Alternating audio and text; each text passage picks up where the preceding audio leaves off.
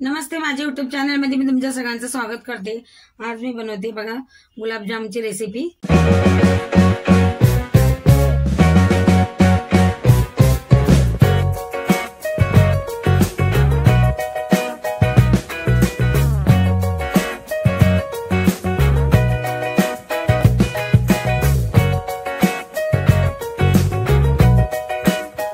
इथं आता मी कढई घेतली, आता दूध टाकते त्याच्यात। दूध असं गरम करायला ठेवलंय। आता याच्यात आपण रवा टाकून घ्यायचा आहे आणि याला चांगलं असं मिक्स करून घ्यायचंय।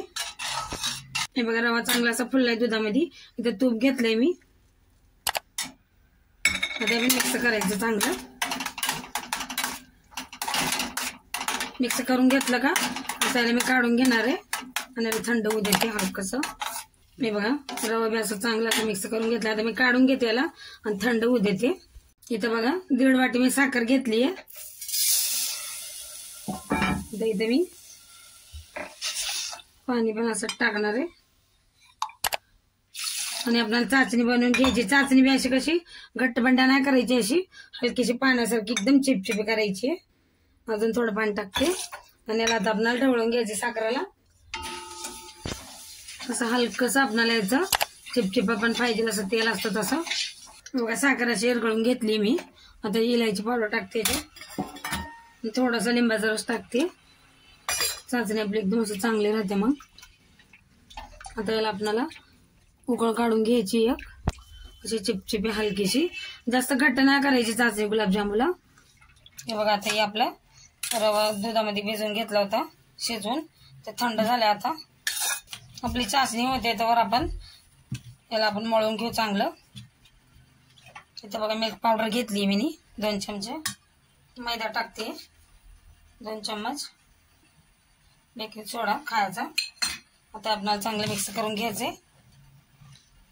आणि आपल्याला पीठ एकदम असं मऊसूद मळून घ्यायचे गुलाबजामुचं। हे बघा सगळं मिक्स करून असं पीठ आपल्याला एकदम असं मऊसूद मळून घ्यायचे। बघा असं तुम्हाला वाटलं असेल घट्ट आहे त्याच्यात तुम्ही दूध टाकून थोडंसं पीठ मळू शकता आणि पातळ झालं का थोडासा मैदा टाकून बी मळू शकता। हे बघा एकदम मऊसूद पीठ मळून घेतलं मी।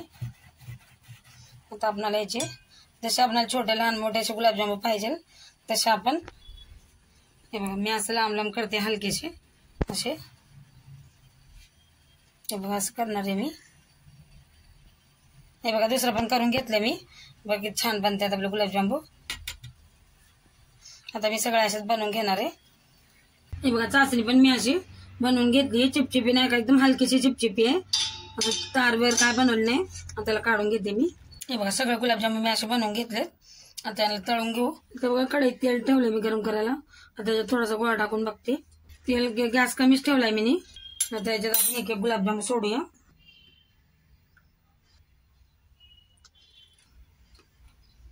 आणि याला आपल्याला इकडून तिकडून असं चमच्याने असं गोल गोल फिरवत राहायचंय, लगेच टच नाही करायचं गुलाबजामुन।